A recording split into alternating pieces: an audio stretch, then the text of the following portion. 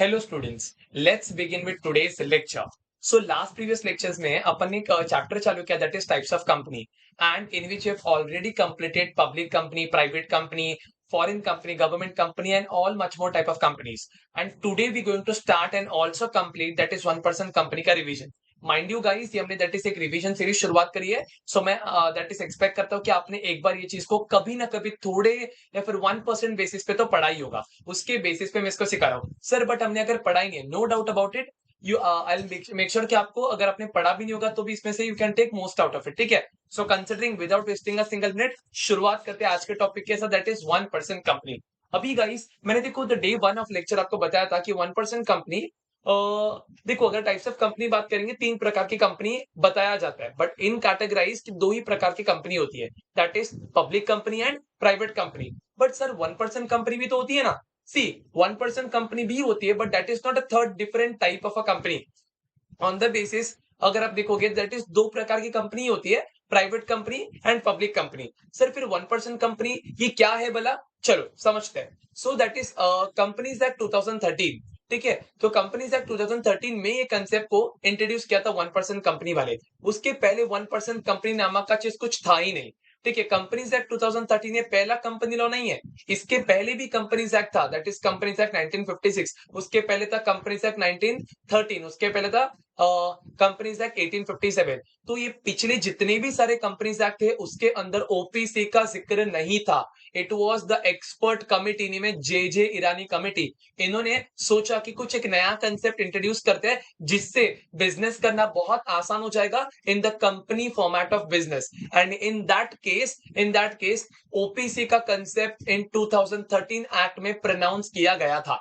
अब आपको क्या लगता है कि दैट इज ओपीसी कंपनी सिर्फ इंडिया में ही है? नहीं, इट इज बेसिकली ओपीसी का कंसेप्ट ऑलरेडी एग्जिस्ट करता है US, UK, Singapore, Pakistan, China, Japan ऐसे कंट्रीज में ऑलरेडी एग्जिस्टेड है, बट इन इंडिया में हमने 2013 में इसको एनफोर्समेंट में लाया था। अब सर ये 1% कंपनी का मतलब एग्जैक्ट मतलब क्या है, चलो समझते हैं। अब मेरे को बोलो गाइस, अब मेरे को बताओ दैट इज अगर आपको कंपनी शुरुआत करनी है तो मिनिमम आपको कितने मेंबर्स चाहिए? सर सिंपल है, अगर प्राइवेट कंपनी शुरुआत करनी है तो 2 मेंबर्स आर रिक्वायर्ड, बट अगर पब्लिक कंपनी शुरुआत करनी है 7 members are required. Sir but मैं अकेला ही हूं, ठीक है, I am the single person. ठीक है, आप हम तो यहाँ पे सर पढ़ने आए थे, ठीक है, बट इन दैट केस मेरे को बताओ अगर आप अकेले पर्सन और अगर आपको आपका बिजनेस शुरुआत करने का है, सो इन दैट केस क्या आप कंपनी खोल सकते हो? 2013 के पहले the answer will be no, but 2013 के बाद एक अकेला व्यक्ति भी कंपनी शुरुआत कर सकता है और सारे कंपनी के बेनिफिट्स वो ले सकता है। That is what the concept of 1% company into the comes into picture. So basically as per section 2 clause 62 of the companies act 2013 1% company को डिफाइन किया गया है। चलो देखते हैं। सी 1% कंपनी मीन्स अ कंपनी, नाम ही है 1% company means a company in which it has only one person as member, नाम में ही है 1% company means a company which has only one person as a member. So basically ये ऐसे प्रकार की company है जिसके अंदर एक व्यक्ति ही उसका मेंबर होता है, ओनर होता है, इन्वेस्टर होता है। क्लियर है क्या? तो सो कौन से सेक्शन में डिफाइंड है? Section 2 clause 62। मेरे साथ साथ बोलते रहने का आपको, ठीक है। आपको दैट इज ऐसा लगेगा कि सर बार बार बोलना, यस आपको यहीं पे याद भी करना है। आपको घर पे लोग पागल भी बोले, कोई बात नहीं भाई, पागल लोग ही इतिहास रचते हैं, ठीक है। चलो, so basically as per section 2 clause 62 of the companies act 2013 OPC क्या है सर? इसकी डेफिनेशन है 1% company means a company which has only one person as its member. क्या? which has only one person as its member. So 1% company means a company which has only one person as member. Sir एकदम simple है, नाम में ही बताया गया है, ये ऐसी कंपनी है जिसके अंदर एक व्यक्ति ही उस कंपनी का क्या होता है? मेंबर होता है। क्लियर है क्या? अब देखो नेक्स्ट पॉइंट क्या बोला, it is classified as a kind of private company. नाम में ही मैंने बोला था, देखो ये 1% कंपनी कोई अलग प्रकार की कंपनी नहीं है, इवन तो ऐसा बोला गया बट ये अलग प्रकार की कंपनी नहीं है, ये एक वेरिएंट, एक टाइप ऑफ प्राइवेट कंपनी है। तो सेकंड पॉइंट क्या बोलता है? It is a kind of private company. समझे आप? So as per section 2 clause 62 of the companies act 2013 1% company ऐसी कंपनी है जिसमें ओनली वन मेंबर उसका 1% ऐसा उस कंपनी का मेंबर या फिर ओनर होता है। सेकंड, ये कोई अलग प्रकार की कंपनी है, it is a type of private company in itself. Clear हुआ क्या? नेक्स्ट थर्ड, मुझे बताओ ये किसने 1% कंपनी का कंसेप्ट किसने प्रोफाउंड किया था? It was been given by J Irani committee, the committee of experts J Irani committee ने इन्होंने ये कंसेप्ट दिया था, कभी दिया था? इन 2013 में, दैट इज कंपनीज एक्ट 2013 में for the first time 1% company का प्रोविजन कंपनीज एक्ट में इंसर्ट किया गया था। क्लियर हुआ क्या? ओके सबसे पहले अपने डेफिनेशन देखा तो सेक्शन 2 क्लॉज 62 बात करता है 1% कंपनी के डेफिनेशन की। What does that says? It says that it is a type of company in which there is only one person as its member. Second क्या? It is a type of private company. And third, that is ये concept किसने perform किया था? It was the J.J. Rani committee of expert who has given the concept. Clear हुआ क्या? चलो next, in 1% company there is only 1 person appointed as member. Simple है sir, हमारे को पता है ये चीज। अभी ओपीसी कंपनी में भी registered as limited by shares और लिमिटेड बाय गारंटी। अब लिमिटेड बाय शेयर्स और लिमिटेड बाय गारंटी का मतलब क्या? अभी चलो देखते हैं, एक सेकंड अपन नोट्स में आ जाता है, मैं आपको बताता हूं, देखो कैसे एग्जैक्टली होता है। Limited by shares, limited by guarantee का मतलब होता क्या है? Just a second. ओके तो चलो समझते हैं कंपनी लिमिटेड बाय शेयर क्या होता है और कंपनी लिमिटेड बाय गारंटी क्या होता है। सी, अब बेसिकली ओपीसी ना, ओपीसी कंपनी या तो कंपनी लिमिटेड बाय शेयर्स हो सकती है या फिर वो कंपनी लिमिटेड बाय गारंटी हो सकती है। Sir what does that mean? एक मिनट दीजिएगा, एकदम आसानी से आपको समझ में आ जाएगा। See 99.99% of the companies in the Indian country mostly company limited by shares ही होती है। इसका मतलब क्या? एग्जाम्पल समझो, एक कंपनी है दैट इज कॉल्ड समझो Reliance industries limited, RL limited नामक की कंपनी है। ठीक है, मैं दैट इज मिस्टर आरबी, मैं उस कंपनी का एक शेयर परचेस करता हूं, दैट इज क्या? 100 रुपीज का एक शेयर मैंने परचेस किया।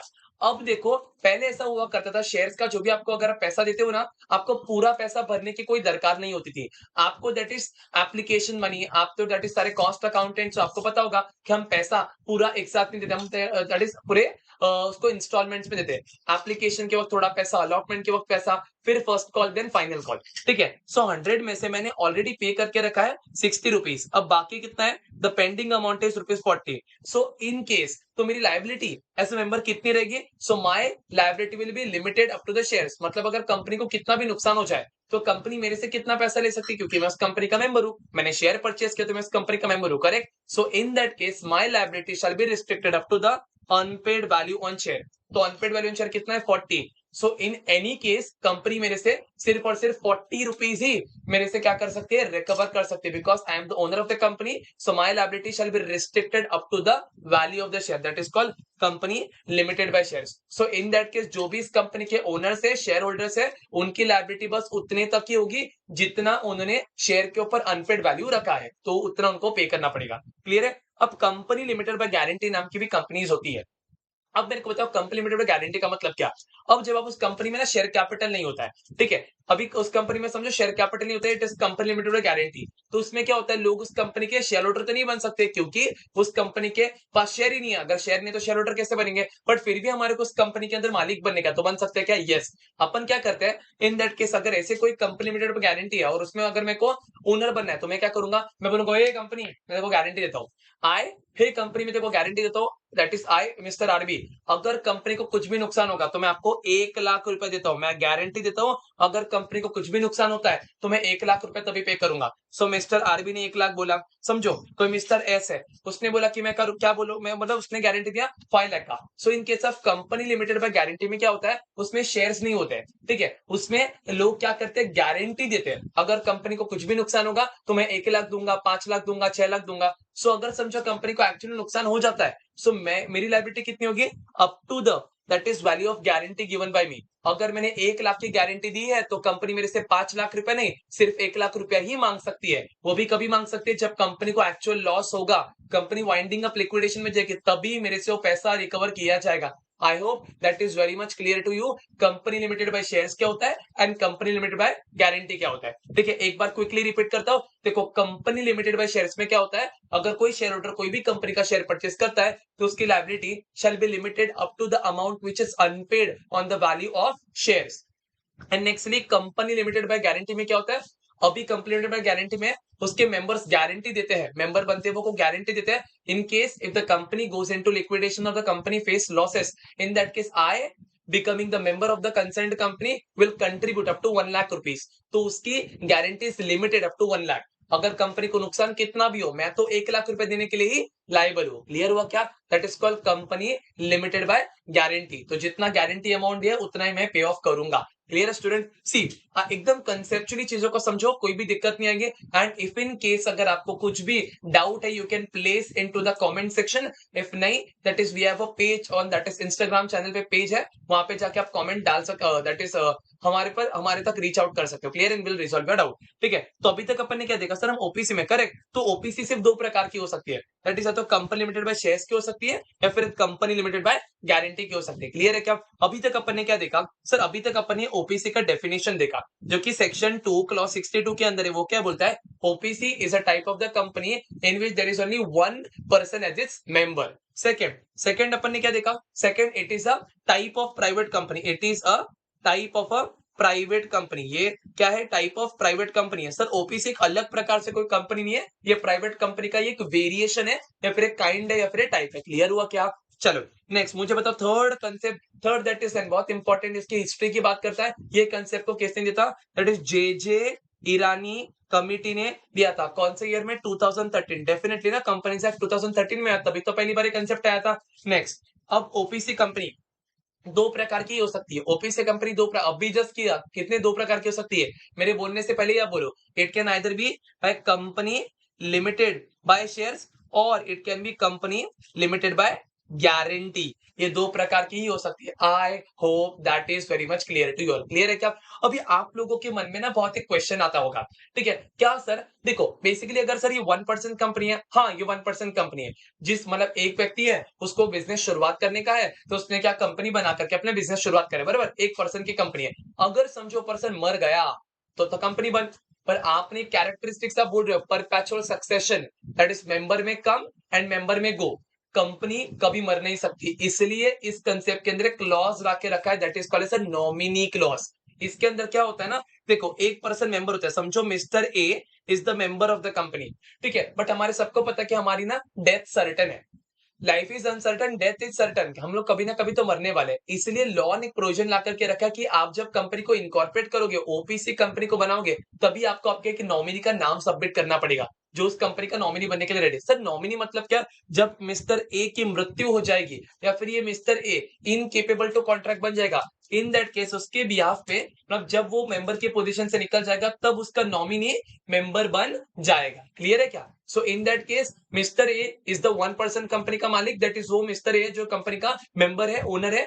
अब वो एक पर्सन को इनकॉर्पोरेशन करते वक्त ही एज ए नॉमिनी नॉमिनेट करेगा, जो इसके बाद में मेंबर बनेगा। क्लियर हुआ क्या? चलो नोट्स में जाते हैं और एकदम अच्छे तरीके से समझते हैं।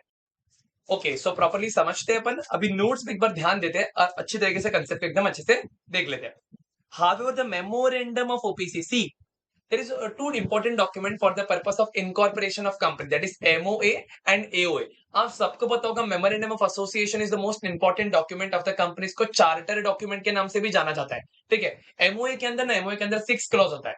एमओए के अंदर कितना क्लॉज? 6 क्लॉज होता है, जो मैं आपको वन बाय वन बताऊंगा। फिर सबसे पहले एमओए के अंदर फर्स्ट क्लॉज होता है नेम क्लॉज। सेकंड अपना कौन सा होता है? रजिस्टर ऑफिस क्लॉज, ठीक है? बाद में होता है ऑब्जेक्ट क्लॉज, बाद में लायबिलिटी क्लॉज, फिर बाद में होता है कैपिटल क्लॉज, और बाद में होता है सब्सक्रिप्शन क्लॉज। और इसके अंदर और एक क्लॉज होता है सिर्फ ओपीसी के अंदर, that is called the succession clause, जो सिर्फ और सिर्फ ओपीसी के लिए ही होता है। मैं अभी आपको एकदम अच्छे से बताऊंगा, सुनो। अब अगर the memorandum of OPC shall indicate the name of other person, other person मतलब नॉमिनी, अदर पर्सन का मतलब क्या बोले? नॉमिनी की बात की है, ठीक है? Other person who with his prior written consent in the prescribed form who shall in the event of the subscriber's death or his incapacity become the member of the company। इसका मतलब क्या? देखो समझो, अगर मैंने ओपीसी शुरुआत कर दिया और मैंने समझो एक स्टूडेंट है, समझो दैट इज मैंने मिस्टर राज, उसको मेरा एज मैंने नॉमिनी अपॉइंट कर दिया, सो मेरा नाम as a subscriber to MOA में होगा, और उसके नीचे एक और क्लॉज होता है सक्सेशन क्लॉज, वहां पे उसका नाम होगा। उसको पूछा जाएगा, उसका रिटर्न कंसेंट दिया जाएगा, क्या तुझे मेरे कंपनी का इन फ्यूचर मेंबर बनना है क्या? अभी तो नॉमिनी बनने के लिए रेडी है। If he gives his consent in the prescribe form, उसका भी फॉर्म होता है, फॉर्म 3 फॉर्म 4 होता है, ठीक है? उससे वो असेंट लेने के बाद हम उसका नाम उसके अंदर इंसर्ट कर सकते हैं। ठीक है। सो बेसिकली सिंपल है, 1% कंपनी 1% इनकॉर्पोरेट करता है, बट इनकॉर्पोरेशन करते वक्त उसको दैट इज एक नॉमिनी को भी उसका नॉमिनी को भी अपॉइंट करना पड़ेगा। एंड जब ये मेंबर मर जाएगा उसके बाद वो नॉमिनी क्या बन जाएगा, मेंबर बन जाएगा इन फ्यूचर में। क्लियर हुआ क्या? पक्का समझा अच्छे से? Okay, so it was that. Next, the written consent of such person shall also be filed with ROC at the time of incorporation along with MOA and AOA। Simple बात है, जो व्यक्ति नॉमिनी बनने वाला है उसका रिटर्न कंसेंट लेना पड़ेगा। उसने बोल दिया हाँ सर मैं बनने के लिए रेडी हूं, ओरल फॉर्मेट में चलेगा ही नहीं, return consent has to be there. वो रिटर्न कंसेंट देगा और वो रिटर्न कंसेंट फिर मैं इनकॉर्पोरेट करूंगा, फिर एमओए और एओए के साथ में क्या करूंगा, उसको आरओसी के पास फाइल करूंगा। एक बार ध्यान से नोट्स में देखना, अभी मैं जो लिखने वाला हूं बहुत बहुत बहुत इंपॉर्टेंट है, तो इतना आपको समझना पड़ेगा। सी जस्ट सर अभी आपको बोला सॉरी, जस्ट अभी सर आपने बोला कि क्या, कि एमओए एंड एओए। ठीक है, समझो अगर मेरे को कंपनी बनानी है, so that is RB private limited. Sir क्या लिख रहे हो? हाँ, RB private limited that is OPC, bracket में अपन लिखते हैं ओपीसी। सर ये क्यों आपने ऐसे लिखा? अरे क्यों नहीं लिखो, क्यों नहीं लिखूंगा मैं? The reason being it is a kind of private company only ना, हम ब्रैकेट में सिर्फ 1% कंपनी लिखते हैं। समझो, अब आरबी मैंने अगर खुद ने बनाई है, सो इन दैट सर्कमस्टांस अब देखो मेरे को एमओए देना पड़ेगा एंड एओए देना पड़ेगा। Mind you guys, what is MOA, what is AOA? MOA is that document which contains the details about the objects of the company. इसमें कंपनी के ऑब्जेक्ट्स की डिटेल्स होती है। एट द सेम टाइम इसमें कितने clause होते हैं? इसके अंदर 6 क्लॉजेस होते हैं। ठीक है, चलो दिखाता हूँ। 6 क्लॉज में पहला कौन सा? एन से, दैट इज ये एक निमोनिक है, एनरोल सीएस का। एन से देयर इज नेम क्लॉज। ठीक है, यहाँ पे कंपनी का नाम लिखा होता है। So in the given scenario हम हमारा कंपनी का नाम क्या है? RB private OPC. ठीक है, ऐसा लिखेंगे अपन। बाद में are that is registered office. अभी रजिस्टर्ड ऑफिसर आपको कहां पे रखना है? Registered office is nothing but Mumbai Maharashtra. ठीक है, सिंपल, अच्छे से ध्यान देना, प्रॉपर समझ आएगा। Oh that is object loss. Sir कौन सा बिजनेस करोगे? हम लोग एजुकेशन वाला बिजनेस करेंगे। ठीक है, कोचिंग इंडस्ट्री में। ठीक है, एल दैट इज लायबिलिटी। अच्छा, आपका लायबिलिटी सर यहाँ पे क्या लिखेंगे? शिट, कुछ नहीं समझा। अरे पता है ना, कंपनी दो ही लायबिलिटी की हो सकती है, या तो कंपनी लिमिटेड बाय शेयर या फिर कंपनी लिमिटेड बाय गारंटी। तो हमने रखा है कंपनी लिमिटेड बाय शेयर्स। यहाँ पे आपको ये लिखना होगा, इन दोनों में से कोई एक कैटेगरी आपकी हो सकती है। See that is capital clause. अब आप कितने कैपिटल से बिजनेस शुरुआत करे हो? ठहरे हम बहुत गरीब। ठीक है, सो इन दैट सर्कमस्टांस हमने सोचा कि हम करते दैट इज 90 लाख से बिजनेस शुरुआत करेंगे। 90 लाख हमारा कैपिटल होगा। ठीक है, बाद में S that is subscription clause. अब सब्सक्रिप्शन क्लॉज में क्या होता है? ठीक है, अब सब्सक्रिप्शन क्लॉज में कितने सब्सक्राइबर? सब्सक्रिप्शन क्लॉज में मेरा नाम होगा। ठीक है, सब्सक्राइबर कौन है? सब्सक्रिप्शन क्लॉज में सब्सक्राइबर का नाम दैट इज मैं लिखूंगा मिस्टर आरबी। ठीक है, और बाद में एक और क्लॉज होता है सक्सेशन क्लॉज। अब सक्सेशन क्लॉज के अंदर किसका नाम होगा? मिस्टर राज का, जो क्या है फिलहाल अभी नॉमिनी है। ठीक है, और मिस्टर आरबी कौन है? मेंबर है। तो जैसे आरबी की मृत्यु हो जाएगी, ठीक है, जैसे वो भगवान के पास चले जाएंगे, तो मिस्टर राज इसके क्या बन जाएंगे? मेंबर बन जाएंगे। क्लियर हुआ क्या? पक्का समझा आपको? हाँ, but in order to become as a nominee of any OPC, आपको ये ध्यान रखना है कि जो भी व्यक्ति नॉमिनी बन रहा है उसके पास से आपको उसका रिटर्न कंसेंट लेना है। एग्जाम में अगर आपको कंफ्यूज करते उसका कंसेंट ऑब्टेन किया है ओरली, चलेगा क्या? नहीं, कैसा होना चाहिए? रिटर्न कंसेंट ही होना चाहिए। और आपको ये रिटर्न कंसेंट फाइल करना पड़ेगा। सो बेसिकली ओपीसी को रिटर्न कंसेंट किसके पास फाइल करना पड़ेगा? The return consent has to be filed with ROC. So आपको ये रिटर्न कंसेंट आपको फाइल करना पड़ेगा। रिटर्न कंसेंट अलॉन्ग विद किसके? एमओए फाइल करना है, फिर रिटर्न कंसेंट जो व्यक्ति नॉमिनी बन रहा है वो, फिर एओए। ये तीनों चीज आपको किसके पास फाइल करनी है? आरओसी के पास फाइल करना है। I hope that is very much clear. इतना समझा क्या? चलो अब okay, so let's move forward. So by far sir अपन ने क्या किया? We said the definition. So definition कौन से सेक्शन में? क्विकली बोलना, क्विकली बोलना। सेक्शन 2 क्लॉज 62 के अंदर डेफिनेशन है ओपीसी की। सेकंड, ओपीसी की डेफिनेशन क्या बोलते हैं? In 1% company there is only one member, 1% as its member. Second क्या, ये कंसेप्ट कभी आया था? इन 2013 एक्ट में आया था। किसने दिया था? That is J Irani committee, that is committee of expert. It is a type और kind of private company in itself. OPC as such कोई अलग टाइप की कंपनी नहीं है, ये प्राइवेट कंपनी का ही एक क्या है? पार्ट है। क्लियर है क्या? ओके, अभी अपन आगे बढ़ते हैं। अच्छा सर आपने क्या बोला कि दैट इज 1% कंपनी के अंदर एक ही मेंबर होता है, तो उसकी डेथ के बाद उसका नॉमिनी क्या बनता है? मेंबर बनता है। करेक्ट। सो उस नॉमिनी का रिटर्न कंसेंट लेना is compulsory and eight the same time उसका रिटर्न कंसेंट आपको एमओए प्लस एओए के साथ फाइल करना पड़ेगा विद आरओसी। क्लियर हुआ क्या? ओके, चलो अभी अपन आगे बढ़ेंगे। नेक्स्ट, अभी एलिजिबिलिटी दैट इज रूल 3 बात करते हैं किस किस की एलिजिबिलिटी के, दैट इज 1% कंपनी की एलिजिबिलिटी क्या है। सी, अब कौन 1% कंपनी सर शुरुआत कर सकता है? The matter of fact 1% company कौन शुरुआत कर सकता है, पैदा कर सकता है? ठीक है, सो 1% कंपनी ओनली नेचुरल पर्सन, ठीक है, कोई भी नेचुरल पर्सन, इंसान, नेचुरल पर्सन, ठीक है, who is Indian citizen and resident of India, मतलब वो सिटीजन ऑफ इंडिया भी होना चाहिए और रेसिडेंट ऑफ इंडिया भी होना चाहिए। फिर से कुछ नहीं समझा।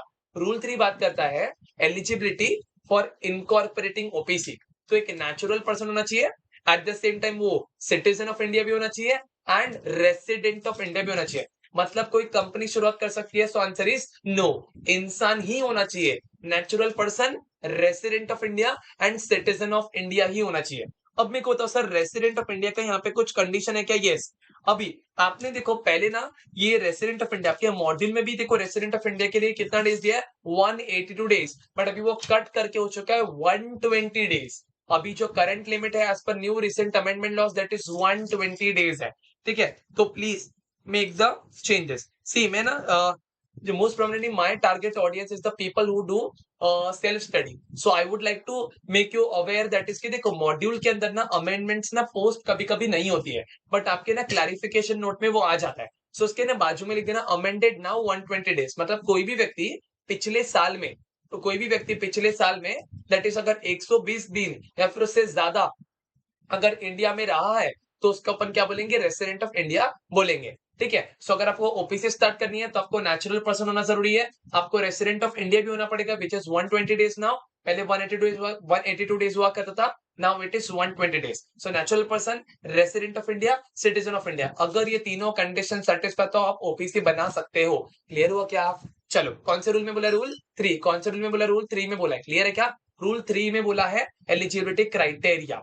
नेक्स्ट, क्या माइनर बन सकता है मेंबर, या फिर माइनर क्या मेंबर बन सकता है या फिर वो नॉमिनी बन सकता है? No, so no minor can become member और नॉमिनी ऑफ ओपीसी, मतलब वो माइनर ओपीसी खोल भी नहीं सकता, मतलब ओपीसी में अंदर मेंबर या फिर इनकॉर्पोरेट भी नहीं कर सकता, ना ही कोई माइनर किसी ओपीसी का नॉमिनी बन सकता है। क्लियर हुआ क्या? पक्का समझा? ओके, अपन कर रहे rule 3 that is eligibility criteria for incorporation of OPC. तो रूल 3 क्या बोलता है सर? रूल 3 ये बोलता है कि आपको नेचुरल पर्सन होना कंपलसरी है, फिर रेसिडेंट ऑफ इंडिया होना चाहिए, फिर आप सिटीजन ऑफ इंडिया होनी चाहिए। ठीक है, in that case you are allowed to incorporate OPC. Next क्या बोला है कि रेसिडेंट ऑफ इंडिया का यहाँ पे ना डेफिनेशन दिया है, कोई भी पर्सन अगर पिछले सालों में, ठीक है, 120 डेज, पिछले साल में अगर 120 डेज या फिर उससे ज्यादा रहा है तो उसको अपन रेसिडेंट ऑफ इंडिया काउंट करेंगे। ठीक है, नेक्स्ट, कोई भी माइनर मेंबर नहीं बन सकता ओपीसी का, ना ही वो किसी ओपीसी का नॉमिनी बन सकता। I hope you are on point with me. Clear है ना? चलो आगे बढ़ते हैं। Such company can not be incorporated और converted into section 8। Very nice point. मतलब सर सेक्शन 8 कंपनी, ये तो अभी तक आपने सीखा ही नहीं, अरे नेक्स्ट अपना टॉपिक है। ठीक है, सेक्शन 8 कंपनी क्या, अभी के लिए समझ लो। आई नो ये रिवीजन लेक्चर तो आप सबको पता ही होगा।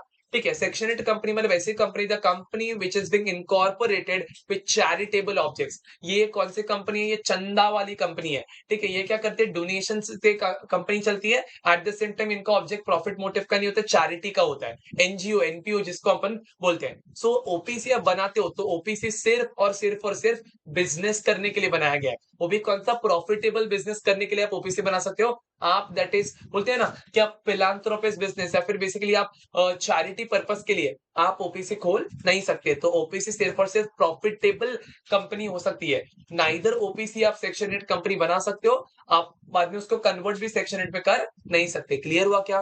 पक्का समझा? चलो, तो 4 पॉइंट अपन एलिजिबिलिटी में क्या देखे? Eligibility criteria is given in rule 3। Rule 3 क्या बोलता है? Only natural person and citizen of India, resident of India can incorporate OPC. Clear हुआ? नेक्स्ट पॉइंट क्या है कि रेसिडेंट ऑफ इंडिया का आपको दैट इज टर्म चेंज कर दिया, पहले 182 डेज था, अभी कितना हो चुका है? 120 डेज हो चुका है। नेक्स्ट क्या है? माइनर ओपीसी के अंदर मेंबर भी नहीं बन सकता, ना वो ओपीसी का नॉमिनी बन सकता है। नेक्स्ट, ओपीसी कंपनी सेक्शन 8 काम करने के लिए नहीं बन सकती, ना ही वो सेक्शन 8 में कन्वर्ट हो सकती है। I hope that is very much clear to you all. Clear है? चलो, अभी ये ऐसी company can not carry out NBFC वाले एक्टिविटीज। अच्छा सर, एनबीएफसी वाले एक्टिविटी मतलब क्या? देखो, non banking financial investment activities मतलब क्या? लेंडिंग, मतलब लोन्स देना। ठीक है, at the same time financing करना, जैसे हायर परचेस होता है, ठीक है। At the same time leasing finance देना, आप ये सब काम नहीं कर सकते, ठीक है। आप कोई financial activities in terms of कैसे, बेसिकली आप क्या काम करते हो कि आप किसी को लेंडिंग करते हो, ठीक है, लोन देते हो, eight the same time finance provide करते हो, पता है होम लोन्स प्रोवाइड करते हैं। एट द सेम टाइम अगर आप बात करोगे लीजिंग असेट फाइनेंस कंपनी होती है, जैसे पता है बजाज फाइनेंस रिजर्व, ये एक एनबीएफसी है, मतलब पता है लोन पे फोन, तो लोन वोन आपको दिलवाते हैं, तो ये सब काम आप नहीं कर सकते, ठीक है। आप अपना गुड्स एंड सर्विस में एंगेज हो सकते हो, बट ये वाले सर्विस आप एनबीएफसी वाले काम आप कर नहीं सकते। So OPC can be incorporated for the purpose of doing trading of normal businesses, but NBFC financial services activities are not allowed to be done by OPC. Clear हुआ क्या? पक्का समझा? तो लोन वोन देने के काम आप नहीं कर सकते, ठीक है। आप असेट फाइनेंस कंपनी नहीं बन सकते, आप लीजिंग फाइनेंस कंपनी नहीं बन सकते, आप हायर परचेस वाली एक्टिविटीज कर नहीं सकते, ठीक है। Okay, that way. अच्छा, पहले ना कन्वर्जन का ना वो कुछ क्लॉज हुआ करता था कि वॉलंटरी कन्वर्ट करना, अब ये सब चीज निकाल दिया गया है। ये that is repeal and replace, that is OPC 2 साल तक कन्वर्ट नहीं कर सकती है, ये सब चीज अभी पूरा निकाल दिया गया है। That is called repeal and replace as per new and recent amendment. So basically मैंने ये सर मैंने ऑन पर्पस पता है अपने नोट्स में इनकॉर्पोरेट किया सो दैट आपको बता पाऊं कि ये अमेंडमेंट है, वरना ये लगता कि सर ने कवर ही नहीं किया। नो, दैट हैज गॉट निकाल दिया गया अभी, ठीक है। आपको यहाँ तक चीजें एलिजिबिलिटी में याद रखने की है। जस्ट ए सेकेंड, यहाँ तक आपको चीजें याद रखनी है, ठीक है। ओके, सो चलो वी आर गुड टू को फटाफट एक बार रिवाइज करते हैं, अपन रिवीजन का भी रिवीजन करें, ठीक है। चलो आगे बढ़ते हैं। एलिजिबिलिटी में क्या बोला है? रूल 3। एलिजिबिलिटी में कौन सा रूल है? रूल 3। अब रूल 3 में पॉइंट नंबर 1 क्या बोलता है? पॉइंट नंबर 1 ये बोलता है सर कौन ओपीसी बना सकता है। सो कोई भी पर्सन सर, कोई भी जो नेचुरल पर्सन है, resident of India, citizen of India, OPC बना सकता है। रेसिडेंट के लिए कंडीशन क्या? 182 डेज नहीं, क्या हो चुका है अभी? 120 days in the previous financial year, ठीक है। क्या ओपीसी के अंदर माइनर पर्सन मेंबर बन सकता है? नो। नॉमिनी बन सकता है? नो। क्लियर है क्या? नेक्स्ट क्या बोला है? कि ओपीसी सेक्शन 8 वाले काम कर सकते हैं? No. OPC can not be incorporated as a section 8 company, nor it can be converted into section 8 company. आप बन भी नहीं सकते ना, आप कन्वर्ट भी नहीं हो सकते। क्लियर हुआ क्या? Okay. Next NBFC, that is non banking financial company activities, या फिर non banking financial services activities आप ये कर नहीं सकते, ठीक है। जैसे लोन प्रोवाइड करना, लेंडिंग वाली सर्विस प्रोवाइड करना, हायर परचेस, लीजिंग फाइनेंस, ये सारे कार्य आप करने के लिए कंपनी स्थापित कर नहीं सकते। So that was the eligibility criteria of OPC, ठीक है। बाय फार अपन ने क्या कर लिया? अपन ने दैट इज उसके थोड़े फीचर्स देख लिए, डेफिनेशन देख लिया एंड एलिजिबिलिटी देख लिया। अभी अपन देखते हैं, चलो क्विकली अपन देखेंगे क्या? Nominee clause.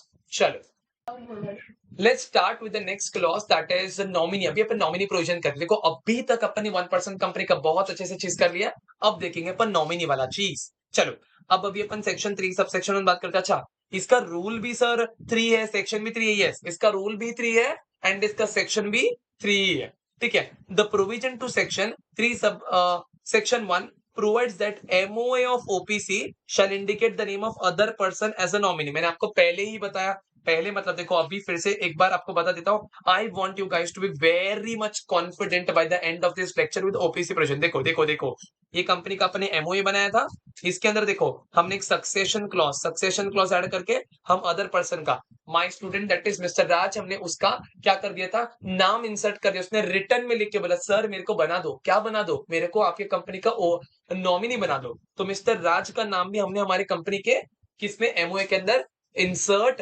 करके रखा था। क्लियर है क्या? उसी की अभी अपन बात करने वाले हैं कि नॉमिनी का भी क्या दैट इज रिलेटेड प्रोविजंस है। सबसे पहले सर हमारे को, चलो एकदम लेमन लैंग्वेज में बात करता हूँ और ये आपके बुक में भी यहाँ आराम से समझना। सर हम में से समझो आप स्टूडेंट हो, चलो उठो उठो मेरे को बताओ, आप बोलते हो सर सर सुनो ना सुनो ना, हमारे को ओपीसी बनाना। हाँ बनाओ, आपको एक फॉर्म भरना पड़ेगा। आपने मेरे को पूछा सर लीगल एडवाइस मिला, तो मेरी लीगल एडवाइस ये है कि आपको फॉर्म भरना पड़ेगा। सर कौन सा फॉर्म? INC 32 spice. कौन सा फॉर्म? INC 32 spice. फिर से एक बार बोलना, कौन सा फॉर्म? आईएनसी 32 स्पाइस आपको भरना पड़ेगा। कहाँ पे भरना पड़ेगा सर? जेब में? अरे नहीं, आपको आरओसी के पास एमसीए की वेबसाइट पे जाके फॉर्म को फिल करके सबमिट करना पड़ेगा। So first form which you have to submit for the purpose of incorporation of OPC, that is INC 32 spice आपको भरना पड़ेगा। ये पता तुम्हारे को अम्ब्रेला फॉर्म जैसा है। इसके अंदर ये फॉर्म ऐसा है ना, इसके अंदर आप तीनों कंपनी खोल सकते हो, मतलब एक साथ नहीं है, इंडिविजुअली। या तो आप प्राइवेट खोल सकते हो, पब्लिक, या फिर आप दैट इज ओपीसी। ये तीनों प्रकार की कंपनी के लिए एक ही फॉर्म है। हाँ, अकॉर्डिंगली आपके दैट इज क्या हो जाएगा, वो आपको इन्फॉर्मेशन फिल करनी पड़ेगी, आपको सिलेक्ट करना पड़ेगा, आपको ओपीसी करना है, 1% कंपनी करना है, प्राइवेट करना है, या फिर पब्लिक करना है। क्लियर है? तो पहला फॉर्म हम करेंगे ओपीसी को इनकॉर्पोरेट करने के लिए, जो फाइल उसका नाम है आईएनसी 32 स्पाइस। क्लियर हुआ क्या? ओके। अभी मेरे को बताओ नॉमिनी का कंसेंट लेना पड़ेगा क्या? नॉमिनी का कंसेंट लेना पड़ेगा कि नहीं, कि उसको हमारे कंपनी में नॉमिनी बनना है या नहीं बनना है? उसका कंसेंट कैसे लेना पड़ेगा? ओरली चलेगा ना? ओरली चलेगा क्या? हाँ ना बोलो, जल्दी बोलो, हाँ या नहीं? ओरली कंसेंट चलेगा? नहीं, रिटर्न कंसेंट होना चाहिए, उसका रिटर्न कंसेंट होना चाहिए। क्लियर है? देखो, पहले क्या बोला है, हमारे एमओए के अंदर उस नॉमिनी का नाम होना चाहिए, हम जो कि दैट इज फॉर्म में भी सबमिट करेंगे INC32 स्पाइस में। मैं अभी आपको दिखाने वाला हूँ INC32 स्पाइस भी। सेकंड, आपको उस पर्सन का जो हमारे कंपनी में नॉमिनी बनने वाला है उसका प्रायर कंसेंट लेना है, बट प्रायर कंसेंट कैसा? रिटर्न होना चाहिए। ओरल कंसेंट चलेगा क्या? नहीं चलेगा। क्लियर है क्या? चलो अभी, सो इन दैट केस मेरे को बताइए, पहली बात तो हमने देखा कि आंसर स्पाइस और उसका प्रायर रिटर्न कंसेंट अपने को ऑप्टेन करना है, बट प्रायर रिटर्न कंसेंट कौन से फॉर्मेट में करना है? उसका भी एक फॉर्म है, दैट इज INC3। उसका प्रायर रिटर्न कंसेंट कौन से फॉर्म में होना चाहिए? INC3 के अंदर। कंफ्यूज नहीं होना है, अपन एप्लीकेशन फॉर्म जो करेंगे वो INC32 स्पाइस के अंदर करेंगे, और उस पर्सन का रिटर्न कंसेंट जो लेंगे वो INC3 के अंदर लेंगे। अभी द अदर पर्सन मतलब कौन है sir? Nominee. The other person in the event of the subscribers death, मतलब अपने एग्जाम्पल के हिसाब से mister Raj was nominee and mister RB was member. समझो मेरी मृत्यु हो जाती है, ठीक है, सब्सक्राइबर की डेथ हो जाती है, या फिर मैं incapable to enter into contract हो जाता हूं, मतलब मैं डिस्क्वालीफाइड हो जाता हूं। So in that circumstance, in that scenario, he shall become the member. कौन? अदर पर्सन जो नॉमिनी हो क्या बन जाएगा? मेंबर बन जाएगा कंपनी का। And the return consent of such person shall also be filed with ROC at the time of incorporation of OPC along with MOA and AOA of the company। Simple चीज बोले, simple simple. सुनो quickly notes में आ जाओ, notes में। अभी अभी अभी आपको बताता हूँ, एक सेकेंड, जस्ट अ मिनट। देखो, अब मेरे को बताओ हमारे को क्या करना है? ओपीसी को इनकॉर्पोरेशन करना है। If you want to incorporate OPC, देखो सिंपल चीज अपन करेंगे। क्या करेंगे सर? सबसे पहले हम लोग एक फॉर्म भरेंगे, कौन सा? इनकॉर्पोरेशन का फॉर्म। अब वो इनकॉर्पोरेशन के फॉर्म के अंदर हमारा फॉर्म कौन सा होगा? It is INC32 spice. ठीक है, ये फॉर्म अपन फिल करेंगे। एट द सेम टाइम वो नॉमिनी का क्या लेंगे? कंसेंट लेंगे। कौन से? दैट इज अदर पर्सन का नॉमिनी का कंसेंट। जो नॉमिनी का कंसेंट लिया जाएगा उसके लिए कौन सा फॉर्म है? दैट इज INC3 में उसका कंसेंट लेंगे। अब हम उसका कंसेंट, दैट इज जो INC3 है, plus application form INC32 spice, MOA और प्लस AOA, ये सारी चीजें अपन कहां पे फाइल कर देंगे? ROC के पास अपन क्या कर देंगे? इसको फाइल कर। ओके, सो आई होप आपको वाईफाई इधर तक क्लियर होगा। अभी अपन आगे बढ़ते हैं, ठीक है? चलो क्विकली, कुछ भी डाउट है बिंदास आप मेरे को बता दीजिएगा, ठीक है? चलो, सो अभी तक अपन ने क्या किया? नॉमिनी क्लॉज देख रहे हैं अपन, जो सेक्शन 3 सबसेक्शन 1 में। सर अभी मैं एक और बार रिपीट कर रहा हूं, इसका रूल भी 3 है एंड इसका सेक्शन भी 3 है। तो नॉमिनी क्या क्लॉज का सेक्शन 3 सबसेक्शन 1 क्या बोलता है? कि दैट इज, आप जब ओपीसी को इनकॉर्पोरेट करते हो तब कौन सा फॉर्म सबमिट करेंगे अपन? INC32 spice. ठीक है, बाद में उसके अंदर जो MOA एंड AOA होता है वो भी आपको फाइल करना पड़ेगा। एट द सेम टाइम वो अदर पर्सन, जो पर्सन को अपन एज नॉमिनी अपॉइंट करे, उसका रिटर्न कंसेंट कौन से फॉर्म में होना चाहिए? INC फॉर्म 3 के अंदर होना चाहिए, मतलब फॉर्म नंबर INC3 के अंदर होना चाहिए। अपन रिटर्न कंसेंट भी फाइल करेंगे ROC के पास। सो इन शॉर्ट, ROC के पास कितना चीज जाएगा? MOA जाएगा, AOA जाएगा, रिटर्न कंसेंट इन INC3 जाएगा, INC32 स्पाइस तो डेफिनेटली जाएगा, वो तो इनकॉर्पोरेशन का ही फॉर्म है। ठीक है, नेक्स्ट, अब मेरे को बताओ राज का दैट इज मैंने ना कंसेंट फाइल कर दिया था। अब दैट इज 1 मंथ हुआ, 2 मंथ हुआ, 3 मंथ हुआ, अप्रोक्सीमेटली बात करेंगे तो 1 साल हो गया। चलो 1 साल हो गया। अब दूसरे साल में अचानक से आना राज आकर के मेरे को बोलता है, सर मेरे को ना दैट इज नॉमिनी बन करके नहीं रहना है। अब मेरे को दैट इज नहीं, मतलब मेरे को नॉमिनी जो आपने मेरे को अपॉइंट करके रखा, मेरे को मेरा नाम है ना विड्रॉ करना है। क्या ऐसा हो सकता है? So definitely yes. अगर कोई नॉमिनी को अपना नाम MOA के अंदर से विड्रॉ कराना है, मतलब नॉमिनी के पोजीशन से हट जाना है, तो वो कर सकता है। He can withdraw his consent. कैसे? चलो देखते हैं। The other person may withdraw his consent by giving notice in writing to sole member, मतलब Raj will come to RB and बताएगा, सर वो रिटर्न में मेरे को नोटिस देके बोलेगा कि मेरे को क्या करना है? अपने नॉमिनी के दैट इज पोजीशन से नाम को विड्रॉ करना है। क्लियर है? देखो, the other person may withdraw his consent by giving notice in writing to sole member of the OPC, मतलब वो मेरे को भी देगा और ओपीसी को भी देगा। क्या बोलेगा कि दैट इज, मैं अभी तक नॉमिनी था और मेरे को मैं नोटिस देके आपको ये बता रहा हूं कि मेरे को नॉमिनी के पोजीशन से निकाल दीजिएगा, मेरे को नहीं रहना, आगे कंटिन्यू करना नहीं है, it's over between us. Next, the sole member shall nominate another person as nominee within 15 days of the notice of the withdrawal. जैसे ही उसका मेरे को नोटिस आएगा, मैं किसी नए पर्सन को पकड़ूंगा। कितने दिन में? विद इन 15 डेज के अंदर। जैसे मेरे को नोटिस मिला, उससे विद इन नेक्स्ट 15 डेज के अंदर अदर पर्सन को अपन पकड़ेंगे और उसको नॉमिनी की पोजीशन पे अपॉइंट कर देंगे। अब सेम चीज, अगर कोई अदर पर्सन को भी अगर आप नॉमिनी की पोजीशन पे अपॉइंट करते हो, तो उसका भी आपको रिटर्न कंसेंट ऑब्टेन करके देना पड़ेगा। क्लियर है क्या? पक्का समझ? ये क्लियर हुआ? क्लियर हुआ कि नहीं? पक्का समझा क्या? चलो आगे बढ़ते हैं। सो देखो इसके अंदर क्या बोला है, ऑलरेडी एक पर्सन दैट इज मिस्टर राज को हमने नॉमिनी के पोजीशन पे अपॉइंट कर दिया था। अब मिस्टर राज क्या बोलता है थोड़े टाइम के बाद कि सर मेरे को नॉमिनी की पोजीशन से निकलने का है। क्या वो निकल सकता है? हाँ। उसको क्या करना पड़ेगा? नोटिस देना पड़ेगा। उसको क्या करना पड़ेगा? The nominee will have to give notice. किसको? दो जन को। एक तो ओपीसी को देगा, एट द सेम टाइम वो मेंबर को देगा, दैट इज ओपीसी मेंबर को, कंपनी को भी देगा वो नोटिस, एंड वो दैट इज मेंबर को भी देगा कि मेरे को नॉमिनी की पोजीशन से निकाल दीजिएगा, मेरे को मेरा कंसेंट विड्रॉ करना है। एंड इन दैट केस जो ओपीसी का सोल मेंबर है फिर अलग दूसरे पर्सन को क्या करेगा? वो ट्रेस करेगा, एंड विद इन नेक्स्ट मतलब नोटिस से विद इन 15 डेज में नए पर्सन को अपने को ऐसे नॉमिनी नॉमिनेट करना पड़ेगा। देखो, he shall send intimation of such nomination in writing to the company along with the written consent of such person so nominated in INC 3। So basically एक नए पर्सन को अपन अपॉइंट करेंगे, सेम चीज, उसका भी रिटर्न कंसेंट लेंगे, और basically one person अभी जो दैट इज मैंने क्या किया, अब उसके जगह मिस्टर सौरभ को मैंने क्या कर दिया? नया नॉमिनी अपॉइंट कर दिया। सो इन दैट केस उसका सौरभ से मैं रिटर्न कंसेंट दूंगा और वो भी हमारे को फाइल करना पड़ेगा। क्लियर है क्या? देखो, the company shall with in 30 days of the receipt of notice of withdrawal of consent file with ROC a notice of such withdrawal of consent and the intimation of the name of another person nominated by sole member in form INC 4 along with fee। एकदम आराम से समझो, एकदम quickly मैं आपको proper तरीके से समझाता हूँ। डोंट पैनिक, एकदम आराम से हो जाएगा। ये देखो, जस्ट अ सेकेंड। ओके, सो एकदम ध्यान से देखना। अब लेट्स से फॉर एग्जांपल देखो, ये ओपीसी है, ठीक है, that is RB private OPC.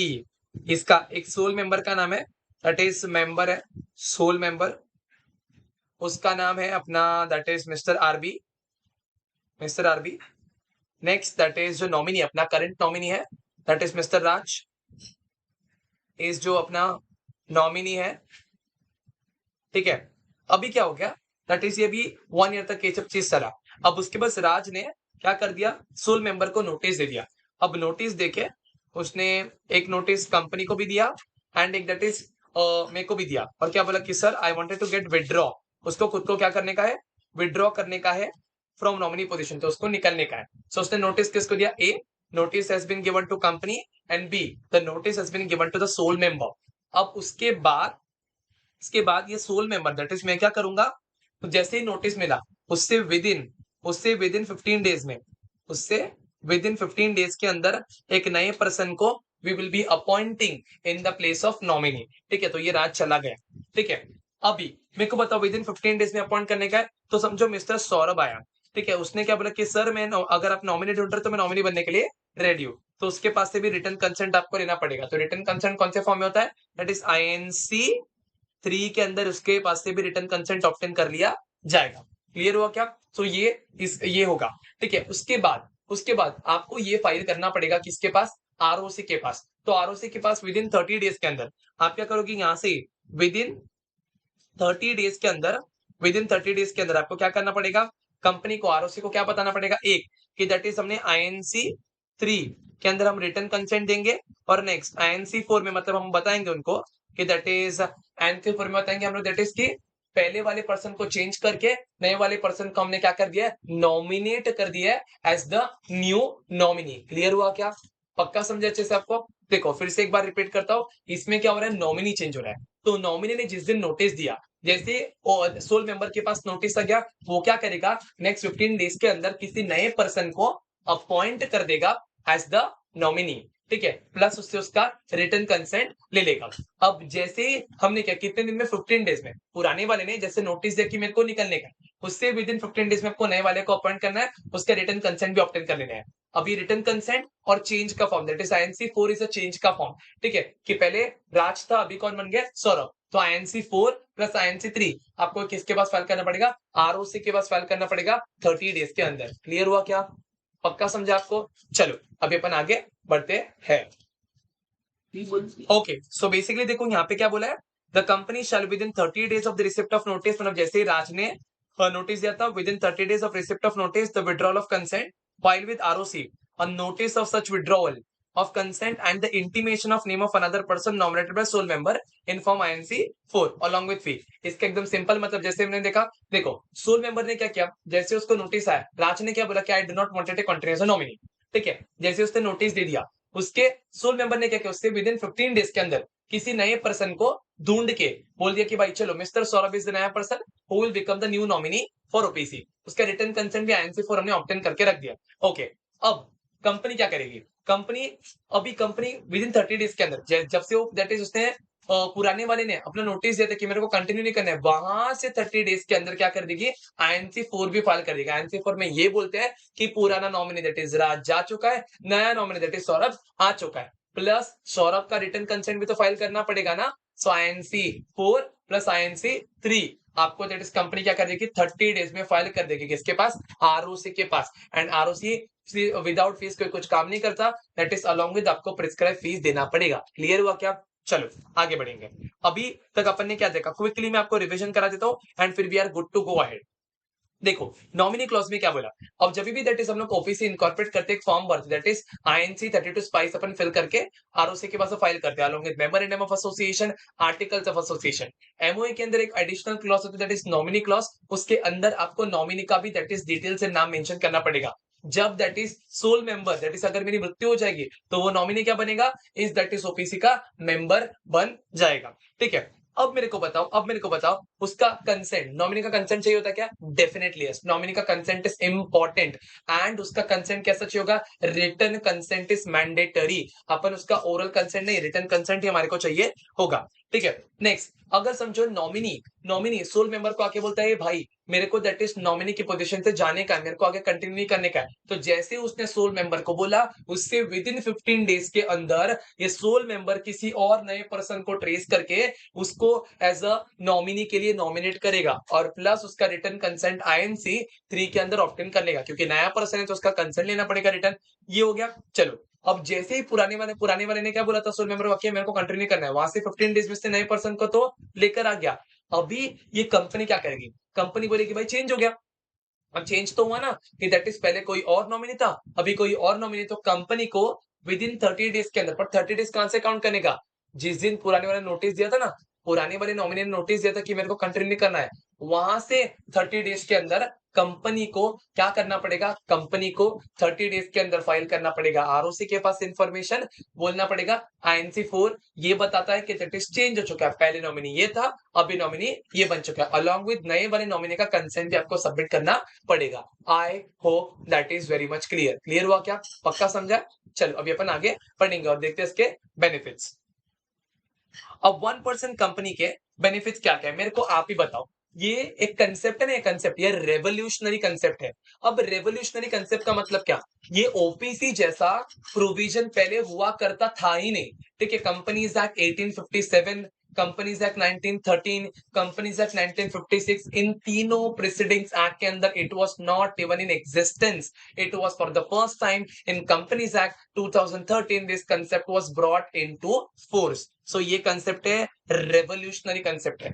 अब ये कंसेप्ट अच्छा है, डेफिनेटली बहुत अच्छा है। See if I wanted to start a company, I wanted to incorporate company, any company लो, प्राइवेट कंपनी तो 2 लोग चाहिए, पब्लिक कंपनी तो 7 लोग चाहिए, बट मुझे अकेले कोई कंपनी बनाने का है। If alone I wanted to incorporate a company that was not possible. So इसके वजह से एक अकेला व्यक्ति छोटे-छोटे अगर छोटे-छोटे बिजनेसमैन हो, जैसे पॉटरी वाला बिजनेस है, जैसे हमारे छोटे-छोटे एजुकेटर्स हैं उनका बिजनेस है, ठीक है, छोटे-छोटे आर्टिसंस है, अगर उनको अपना कंपनी इनकॉर्पोरेट करना है, so it was not possible and they only have the area that is called as a sole trading concern. So Companies Act 2013 bringing this kind of concept, it was a quite revolutionary concept. At the same time it opened the ways for small businessmen. तो benefits भी करके जाना है, ऐसे मत सोचना कि benefits is not important। ठीक है, so the concept is quite revolutionary concept, ये नया आया है concept। ठीक है, फिर it gives all the individuals entrepreneur the benefit of company। ठीक है, which means they will get credit। अच्छा आपको देखा इस एक सोल ट्रेडिंग कंसर्न को लोन जितना बोलते हैं ना कि दैट इज ज्यादा नहीं मिलेगा एज कम्पेयर टू कंपनी। अगर आप कोई कंपनी जाके लोन लेते हो, उसकी बैलेंस शीट्स होती है, उसका पूरा फाइनेंशियल स्टेटमेंट्स डेटा अगर सबमिट करेगी तो बैंक उसके क्रेडिबिलिटी पे ज्यादा भरोसा करेगी एंड उस फाइनेंशियल स्टेटमेंट्स के क्रेडिबिलिटी के बेसिस पे एक कंपनी को लोन मिलना इज आसान as compare to partnership firm हाँ and sole trading concern. Clear है क्या? चलो, prior to new companies act 2013 coming into effect, at least two shareholders were required to start a company। जैसे मैंने बोला कंपनीज एक्ट 2013 के पहले, उसके पूर्व एटलीस्ट आपको 2% चाहिए होते थे कंपनी शुरुआत करने के लिए। बट इसके जैसे ही बात, जैसे कंपनीज एक्ट 2013 आ गया, अभी आपको 2% की रिक्वायरमेंट है ही नहीं। Only 1% can also incorporate company, that is OPC. और ये किसके लिए है देखो, so basically 1% company would provide tremendous opportunities किसके लिए? small businessman, traders, including those who are handloom, handicrafts and pottery business। handloom handicraft के business वाले, that is जो सिलाई विलाई मशीन वाला काम करते हैं, उनके लिए भी बेनिफिट हो गया। ठीक है, अच्छा, और ओपीसी का सबसे बेस्ट बेनिफिट पता है क्या? ये फोर्थ वाला, देयर आर लेसर कंप्लायंस। उनको ज्यादा बड़ी बड़ी कंपनीज जैसे बहुत लॉ की कंप्लायंस करने की जरूरत नहीं है, बहुत लॉ और legal compliance are very less. तो चार बेनिफिट है। It is a revolutionary concept. Second, a single individual can also incorporate company. There is no requirement to that is incorporate a private company, जो कि पहले 2013 के नहीं हुआ करता था। इंडिविजुअल बिजनेसमैन को अपॉर्चुनिटीज भी मिलती है, that is artisan, small businessman, traders को। At the same time this concept has a much lesser legal compliance बाकी सारे कंपनीज के मुकाबले। क्लियर है क्या? चलो आगे अभी अपन बढ़ेंगे, एक क्विक ब्रश अप करते हैं अपन ओपीसी के ऊपर, फिर अपन आगे बढ़ेंगे। ठीक है, देखो पहले क्या किया अपन ने, सेक्शन क्या, section 2 clause 62 defines OPC. OPC का डेफिनेशन सेक्शन 2 क्लॉज 62 में वो क्या बोलता है? 1% कंपनी कैसी कंपनी है जिसमें ओनली 1% एज इट्स मेंबर। ठीक है, एक ही पर्सन एक उसका मेंबर होता है।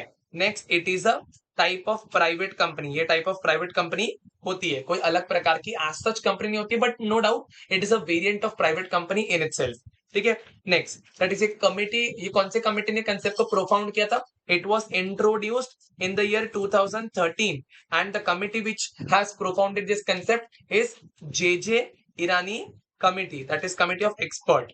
नेक्स्ट मेरे को बताओ, दैट इज ये जो 1% कंपनी का कॉन्सेप्ट है, ठीक है, इसमें जो लिमिटेड जो लाइबिलिटी हो सकती है वो कैसे? That is it could be either this company could be either limited by shares और it could be either limited by guarantee. या तो वो लिमिटेड बाय शेयर्स के हो सकते हैं, फिर it could B limited by guarantee. ये दोनों में से कोई एक आप कंपनी का दैट इज लायबिलिटी फिक्स करके उसको इनकॉर्पोरेट कर सकते हो। नेक्स्ट, अभी जब भी आप इसका एमओए देखोगे तो एमओए के अंदर डेफिनेटली 6 क्लॉज तो सारे कंपनी के होते हैं, बट इसके अंदर एक एडिशनल क्लॉज होता है, उसको बोलते हैं सक्सेशन क्लॉज, जिसके अंदर हम नॉमिनी के रिलेटेड इंफॉर्मेशन मेंशन करते हैं। ठीक है, फिर अपन ने एलिजिबिलिटी क्राइटेरिया देखा। अच्छा, इसमें एक और पॉइंट था कि that is non banking financial activities आप नहीं कर सकते। आप नॉन बैंकिंग फाइनेंशियल एक्टिविटीज वाले बिजनेस जैसे लेंडिंग हो गया, ठीक है, फाइनेंसिंग हो गया, ये वाला बिजनेस आप कर नहीं सकते as OPC. Also section 8 company, that is section 8 business आप नहीं कर सकते। चैरिटी वाला बिजनेस आप OPC can not be found for section 8 purpose, nor even it can be converted into section 8 purpose business. ठीक है, आप सेक्शन 8 कंपनी में कन्वर्ट भी हो नहीं सकते। नेक्स्ट हमने क्या देखा, कोई भी माइनर ओपीसी के अंदर नॉमिनी भी नहीं बन सकता, ना मेंबर बन सकता। ठीक है, अभी अपन देखेंगे दैट इज एलिजिबिलिटी क्या था। एलिजिबिलिटी जो दैट इज वो बात करता है इसके अंदर नेचुरल पर्सन होना चाहिए, जो कि रेसिडेंट ऑफ इंडिया होना चाहिए एंड सिटीजन ऑफ इंडिया भी होना चाहिए। ठीक है, natural person, resident of India, citizen of India. And in that case resident of India की डेफिनेशन हो चुकी है अमेंड। पहले 182 डेज हुआ करती थी, now it is 120 days in the previous financial year. Clear हुआ इतना? अभी अपन आगे बढ़ेंगे। एक जो बेसिकली जो नॉमिनी है, ठीक है, नॉमिनी का अगर कोई person, if any person wanted to be appointed as a nominee in OPC, in that case that person's consent has to be in return. ठीक है, उसका रिटर्न कंसेंट आपको लेना है। ठीक है, एट द सेम टाइम मेरे को बताइए आप कि दैट इज अपन इनकॉर्पोरेशन कौन सा फॉर्म देंगे। आई होप आप सब लोग आंसर कर रहे होंगे। ठीक है, चिल्ला के बोल रहे हैं इनकॉर्पोरेशन सबसे फर्स्ट फॉर्म कौन सा है? INC 32 spice. नेक्स्ट लिंक हम आईएनसी 3 भी देते हैं, जिसके अंदर रिटर्न कंसेंट किसका होता है? नॉमिनी का। अगर मेरे को बताओ, नॉमिनी अगर समझो अगर नॉमिनी चाहे तो अपना कंसेंट को विथड्रॉ भी कर सकता है, बट इन दैट केस अगर नॉमिनी को उसका कंसेंट को विथड्रॉ करना है कि मेरे को एज अ नॉमिनी आगे कंटिन्यू नहीं करना है, तो नॉमिनी क्या करेगा, नॉमिनी जाके कंपनी को बोलेगा, एक नोटिस देगा, नोटिस ऑफ विथड्रॉवल, एंड वो नोटिस सोल मेंबर को भी देगा। जैसे ही सोल मेंबर के पास वो नोटिस आ गया, उससे विद इन 15 डेज में, आज नोटिस आ गया तो नेक्स्ट मतलब 15 डेज के अंदर अंदर ये सोल मेंबर किसी नए पर्सन को पकड़ के लाएगा और नॉमिनी बनाएगा। और वो जो नया पर्सन को हम पकड़ के लेके आए, उसका भी हमको रिटन कॉन्सेंट इन आईएनसी 3 में ऑब्टेन करना पड़ेगा। अब कंपनी का चालू हो जाता है रिस्पॉन्सिबिलिटी। अब कंपनी को भी तो विड्रॉल नोटिस मिला था, तो कंपनी को जिस दिन विड्रॉल नोटिस मिला, उससे विद इन 30 डेज के अंदर आरओसी के पास एक चीज पहले तो डेफिनेटली करने की है, दैट इज आईएनसी 4। आईएनसी 4 क्या है सर? आईएनसी 4 है that is change in the nominee. पहले नॉमिनी कोई और था, अब नॉमिनी कोई और बन चुका है। At the same time INC 3 by default जाएगा, क्योंकि नए पर्सन का भी तो कंसेंट आपको फाइल करना पड़ेगा ना। क्लियर है? That was the wholesome provisions for अपना 1% कंपनी। ये सारे हमारी 1% कंपनी के प्रोविजंस थे। ठीक है, अब इसके थोड़े और मिसलेनियस प्रोविजन थे, जैसे annual return, common seal, share certificate, जिसको हम और पेनल्टी या फिर पेनल प्रोविजंस, इनको हम दैट इज इग्नोर नहीं करेंगे, अपन उसको भी कंप्लीट करेंगे। चलो अभी उसकी तरफ अपन आगे बढ़। Now the next thing arises of share certificate. अब बताओ दैट इज हर कोई पर्सन जो दैट इज ओपीसी के शेयर परचेस करेगा, वो उस कंपनी का मेंबर बन जाएगा। सर क्या बात कर रहे हो? ओपीसी में कितने मेंबर होते हैं? सिर्फ एक। हाँ, तो एक पर्सन ने भी तो शेयर परचेस किया है।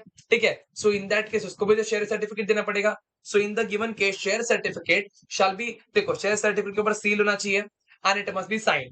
ठीक है, तो साइन कौन करेगा? See share certificate shall be sign by the company secretary या फिर बोर्ड ऑफ डायरेक्टर। ठीक है, बोर्ड ऑफ डायरेक्टर एंड मतलब बेसिकली बोर्ड ऑफ डायरेक्टर में से एक डायरेक्टर साइन करेगा, एंड कौन साइन करेगा? That is company secretary. ठीक है, अगर बोर्ड ऑफ डायरेक्टर ने किसी और पर्सन को ऑथराइज करने के लिए ऑथराइज करके बोला कि भाई तू साइन कर ले, तो फिर वो ऑथराइज पर्सन या फिर बोर्ड ऑफ डायरेक्टर साइन करेगा, and company secretary is going to sign the share certificate of OPC. Clear हुआ क्या? ओके, फिर देखो क्लियर है ना? तो शेयर सर्टिफिकेट साइन कौन करेगा? एक दैट इज डायरेक्टर या फिर ऑथोराइज्ड पर्सन, जो डायरेक्टर ने ऑथोराइज करके रखा है वो पर्सन साइन करेगा, एंड कंपनी सेक्रेटरी क्या करेगा? साइन करेगा। किसको? दैट इज शेयर सर्टिफिकेट को। ठीक है, अब एनुअल रिटर्न समझते हो क्या है? एनुअल रिटर्न बेसिकली सम नाम में ही उसके दैट इज लिखा है, हर साल आपको एक रिटर्न फाइल करना पड़ता है। साल भर में ओपीसी ने क्या क्या काम किया है उसके आपको एक डिटेल समरी, मतलब डिटेल वे में आपको लिख करके देना पड़ेगा, किसको? दैट इज आरओसी को बताना पड़ेगा। साल भर में हमने ये बिजनेस किया, हमारा ये दैट इज एक्टिविटीज, आपको पूरा फाइल करना पड़ेगा। किसके पास करना पड़ेगा? आरओसी के पास फाइल करना पड़ेगा। ठीक है, एंड उस एनुअल रिटर्न को साइन कौन करेगा? That annual return shall be signed by the company secretary of the company. अगर ओपीसी का कोई सीएस है तो वो करेगा, बट मान लो ओपीसी बहुत छोटी कंपनी है, अगर ओपीसी के अंदर सीएस अपॉइंटेड ही नहीं है या फिर ओपीसी के अंदर सीएस नहीं है, सो इन दैट केस कौन साइन करेगा? In that case there is no CS, then by the director of the company. फिर कंपनी का डायरेक्टर साइन करेगा तो भी चलेगा। सिंपल है। Annual return, so annual return के प्रोविजन में क्या है? एनुअल रिटर्न एक दैट इज रिपोर्ट होता है। उस रिटर्न्स के अंदर सारी इंफॉर्मेशन, जो साल भर में जितने भी ट्रांजैक्शन हुए हैं, जो मटेरियल है, हम सारी चीज उनको मेंशन करके आरओसी को हम क्या करते हैं? फाइल करते हैं। एंड उस एनुअल रिटर्न को साइन कौन करता है? Annual return shall be signed by the company secretary. Annual return को कौन साइन करता है? कंपनी सेक्रेटरी साइन करता है। बट सर अगर ओपीसी के अंदर सीएस ही नहीं है, in that case director sign करेगा। क्लियर हुआ क्या? एनुअल रिटर्न को कौन साइन करता है? सीएस। बट अगर सीएस नहीं तो कौन साइन करेगा? Director of the company. Clear हुआ? पक्का समझा? क्लियर है? शेयर सर्टिफिकेट का हमने बात किया था, तो शेयर सर्टिफिकेट के अंदर सील होगा, एंड उसको साइन कौन करेगा? Share certificate shall be signed by the company secretary and the director, या फिर डायरेक्टर्स ने किसी को ऑथराइज करके रखा तो वो पर्सन। शेयर सर्टिफिकेट कौन साइन करेगा? Again I am repeating, share certificate seal होगा, एंड उसके ऊपर साइन कौन करेगा? CS and director. क्लियर हुआ? अगर डायरेक्टर को बोर्ड ऑफ डायरेक्टर्स ने किसी और पर्सन को असाइन करके रखा है वो राइट, तो वो और पर्सन साइन करेगा तो भी चलेगा। ठीक है, नेक्स्ट ले एनुअल रिटर्न को कौन साइन करेगा? सीएस। अगर सीएस नहीं तो कौन साइन करेगा? डायरेक्टर। पक्का समझा इतना? चलो, अगर आप ओपीसी के कोई भी प्रोविजंस को, नॉमिनी क्लॉज हो गया, फिर कोई भी प्रोविजंस को कॉन्ट्रावेंशन करते हो, तो आपको कुछ पेनल्टी पड़ सकती है। क्या है वो पेनल्टी? चलो देखते हैं। इफ ओपीसी और any officer of such OPC contravenes any of the provisions of this rule, मतलब कौन सा rule? Rule 3, the OPC or any other officer of such company shall be punishable with a fine which may extend to 5,000 rupees and the further fine which may extend to 500 for every day after the first offense during which such contravention continues। इसका मतलब क्या है, अगर rule 3 के अंदर जो भी provisions आपको मेंशन करके रखे हैं, उसका अगर आप कोई भी कॉन्ट्रावेंशन करते हो, कोई भी ब्रीच ऑफ रूल करते हो, ठीक है, लॉ अगर आप ब्रीच करते हो, तोड़ते हो, तो आपको फाइन पड़ेगी, ओपीसी को और उसके डिफॉल्टिंग ऑफिसर को भी।